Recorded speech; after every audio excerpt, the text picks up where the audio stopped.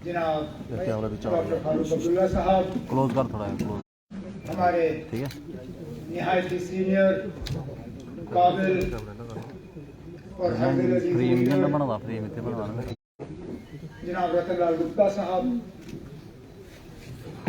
Stage इस conference के लिए शुक्रिया करना चाहता हूं। शुक्रिया इसलिए कि रखने में थोड़ी देरी हुई।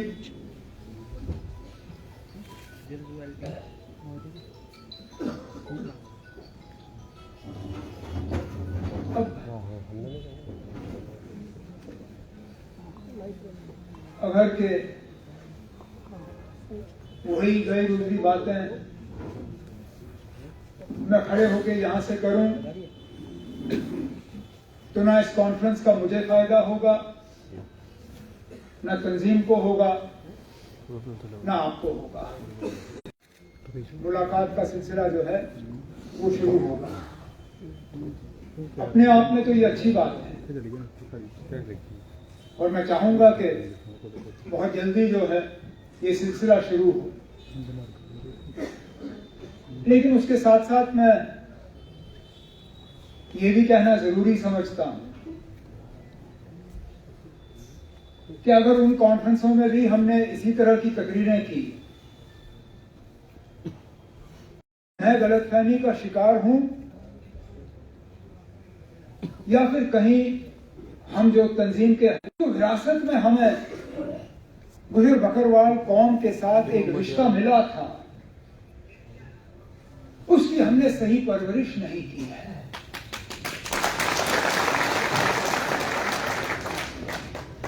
आप लोगों को यहां देखते हुए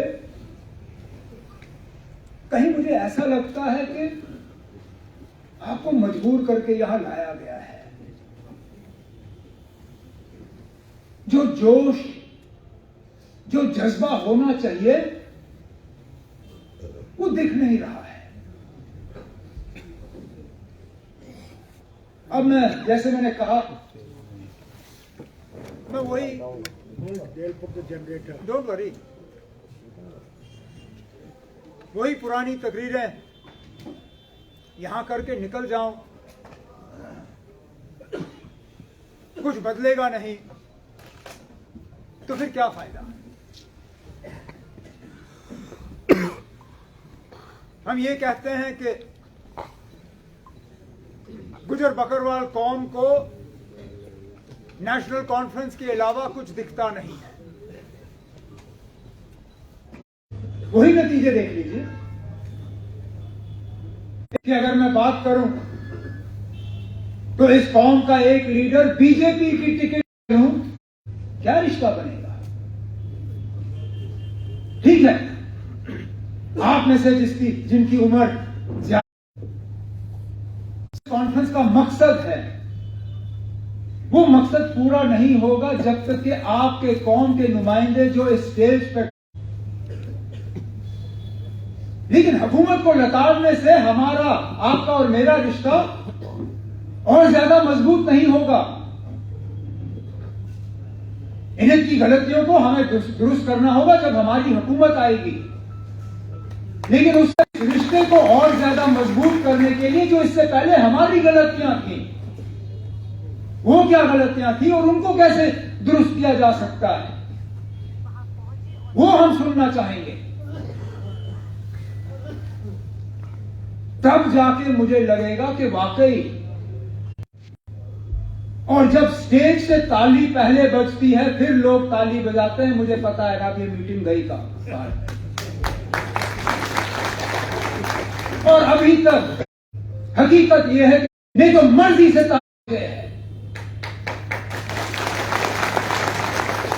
तो खुदारा मैं और इसके बाद तकरीर करूंगा नहीं, क्योंकि बेसब्री से हम जनाब फारूक अब्दुल्ला साहब की तकरीर सुनने का इंतजार कर रहे हैं।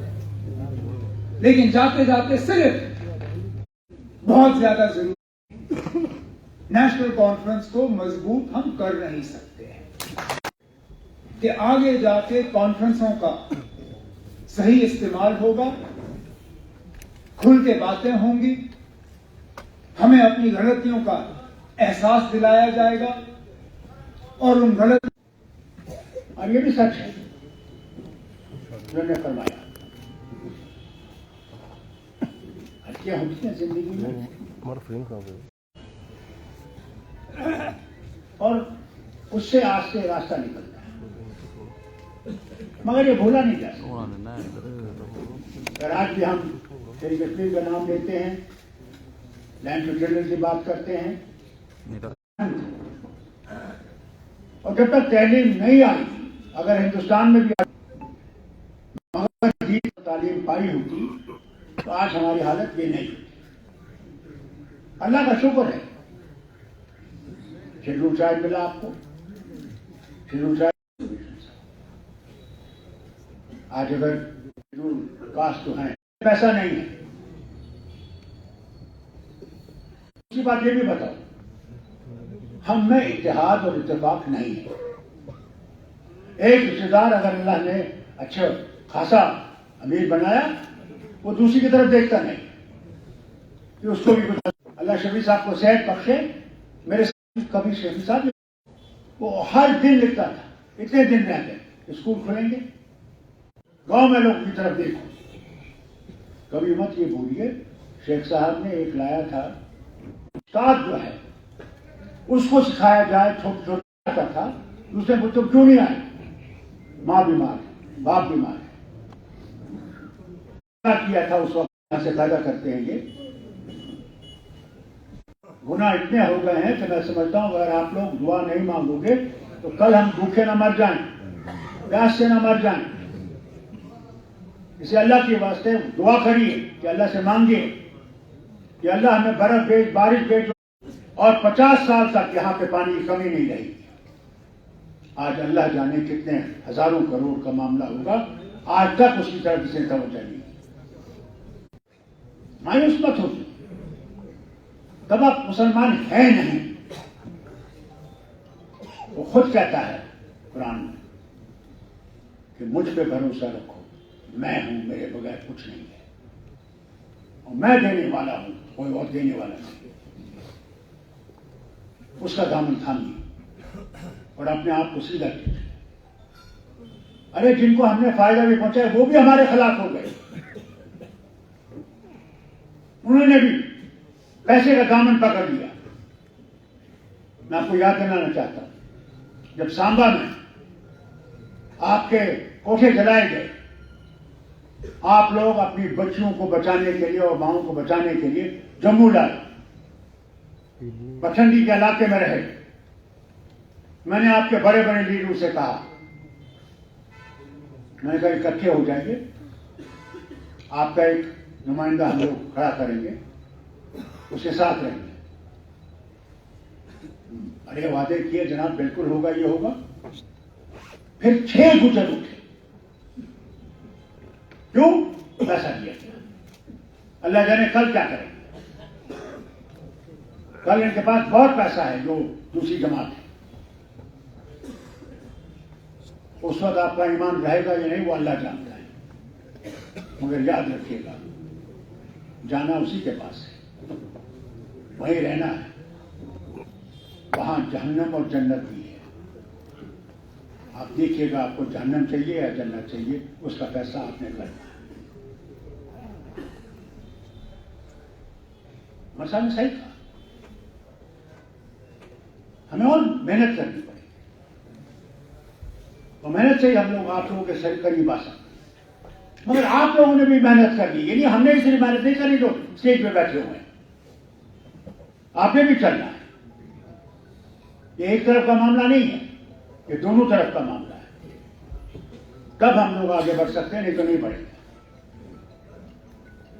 आने वाले हैं, चुनाव आने वाले हैं, अल्लाह जाने उस वक्त क्या क्या ये चीजें इस्तेमाल नहीं करेंगे, क्या क्या चीजें आपको वर्गलाएंगे नहीं।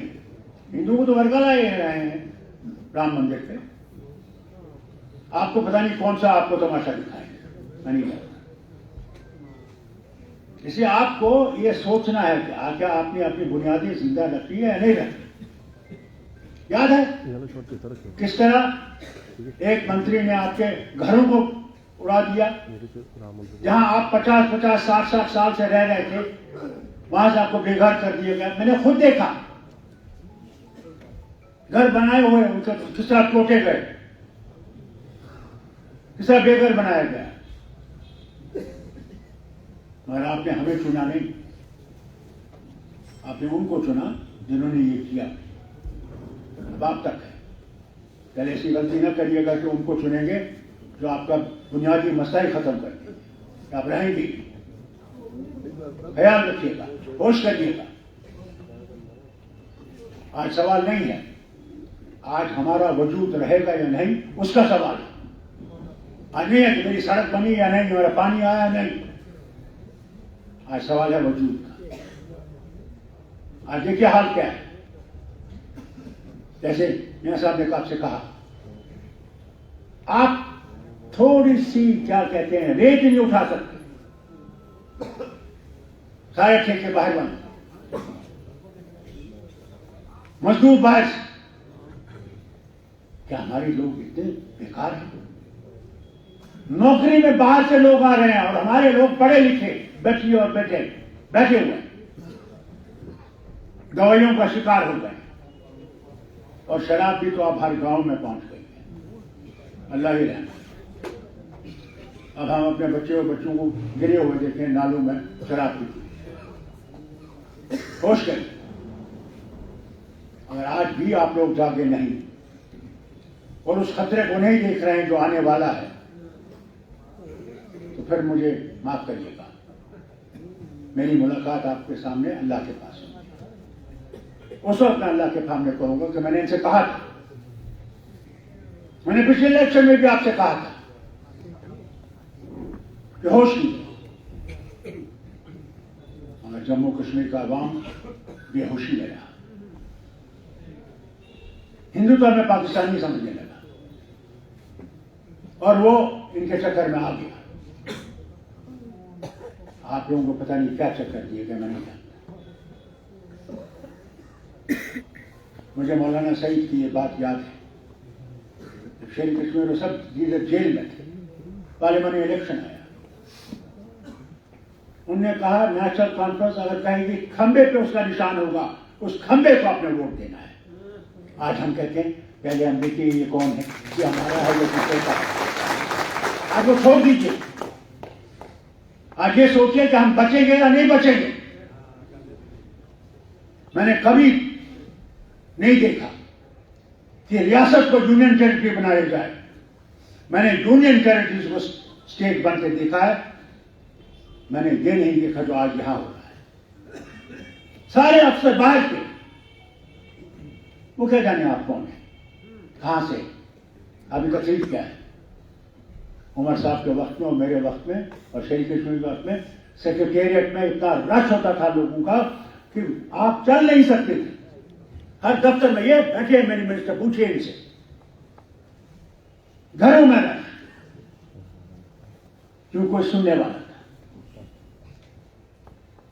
आज कोई सुनने वाला नहीं।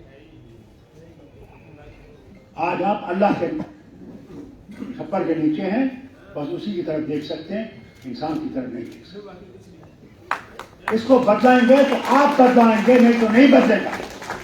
उसमें यहां का जम्मू का हिंदू, मुसलमान, सिख, ईसाई जो भी है,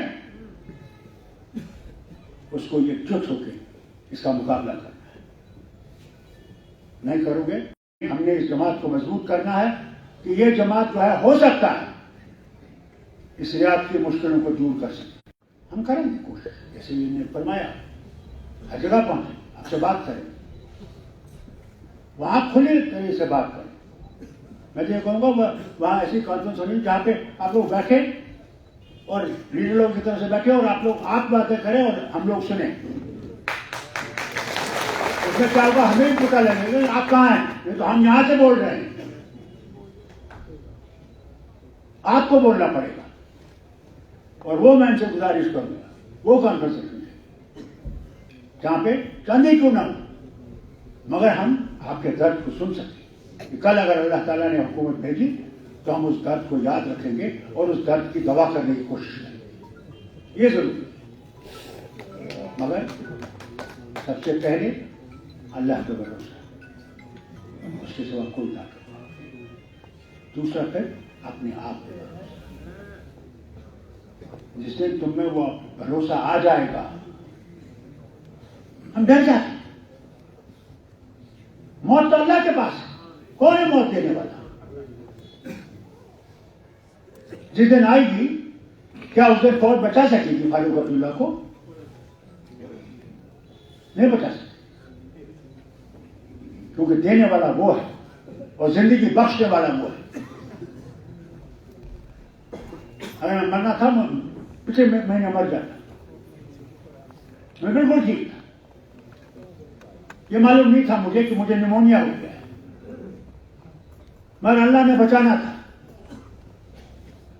अस्पताल गया, डॉक्टर का अस्पताल गया, जरा एक्सरे करा, मालूम हुआ कि मुझे निमोनिया है। फौरन मुझे वहां पर अस्पताल में दाखिल होना पड़ा, दवाएं दी तो मैं ठीक हो गया। और हम डर जाते, सच्चाई बोलना नहीं चाहते।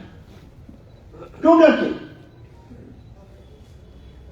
इतना डर है तुम्हें मौत का, जब आएगी कोई रोक नहीं सकता, और जब तक वो नहीं आएगी तो कोई मार नहीं सकता। जब आ जाए तुम्हारा ईमान कमजोर, तुम अल्लाह को नहीं समझते, तुम मुसलमान जरूर हो, नाम के मुसलमान हो, अमल के मुसलमान नहीं हो।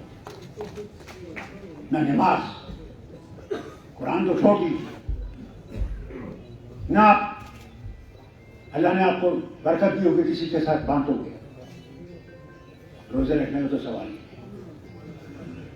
हज करने पहुंच जाएंगे कि नाम हज ही लग जाए, वो नहीं है इस्लाम में। इस्लाम मोहब्बत का मसला है, भाईचारे का मसला है, हर एक के साथ बराबरी का सलूक करने का मसला है। उसको पकड़ लीजिए, उसमें अल्लाह ताला हमें मुश्किलों से निकालेगा। कोई धर्म बुरा नहीं, कोई भी धर्म, इंसान बुरा है, धर्म बुरा नहीं है। जहां मुश्किलें आई, अल्लाह ही जानता है। पहुंचे, क्यों ना पहाड़ के कोने में पहुंचना, पहुंचे। मेरे साथ फॉरेस्ट मिनिस्टर थे पिछले साल। माता वैष्णो देवी की पहाड़ी देखते हैं आप, मैंने नीचे देखा, वापस भेजा लोगों को हेलीकॉप्टर में, उनके साथ देखो क्या है। हमारे लोग जुल्म कर रहे हैं, जंगल काट रहे हैं, मगर हिम्मत करनी है आप लोग, सुबह नहीं चली। और जिस दिन आप मायूस हो गए, उस दिन आप खत्म हो गए। मेरा बाप कहता था, याद है मुझे, समझा, मैं कहता था मेरा बाप कि आलू खाओ,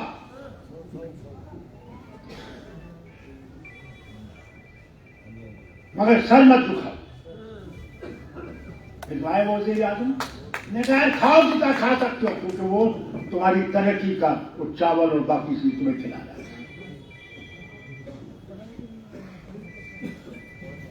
इसलिए अगर हमको इज्जत चाहिए तो पहले उस इज्जत के लिए अपने खड़े हो। इज्जत ऐसे नहीं आएगी, एक तरफ से पैसा भी मांगो, और जब वो आएंगे इलेक्शन लेंगे, हाँ जी मैं तो 10 वोट दिलवा देंगा, मेरा सारा इतना कब्जा है, मैं इतने हजार दे दो तो सारे वोट तो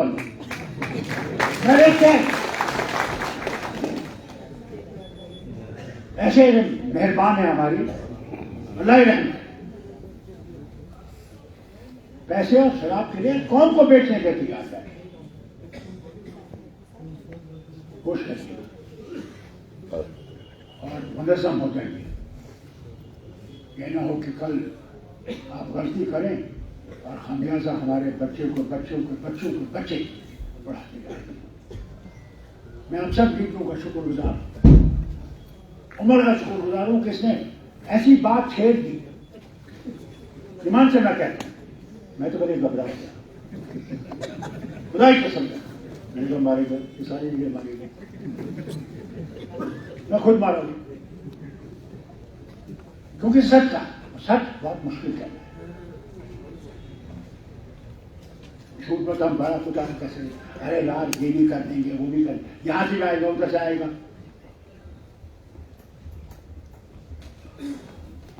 मगर इसने आपसे सही बात नहीं, मैं इसका शुक्र करता हूँ कि अल्लाह का शुक्र है कि ये सच बोल रहा है, बहुत अच्छी बात।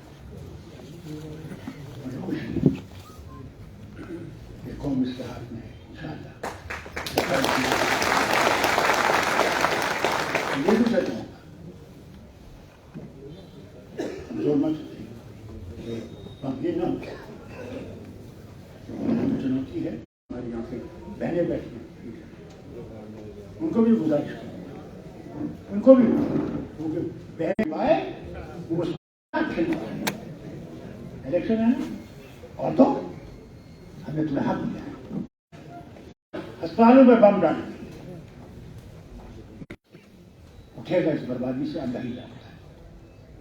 अल्लाह से मांगे कभी हमारे हालात में ये कभी ना हो, कभी ये बादल हमारे ऊपर ना पड़े।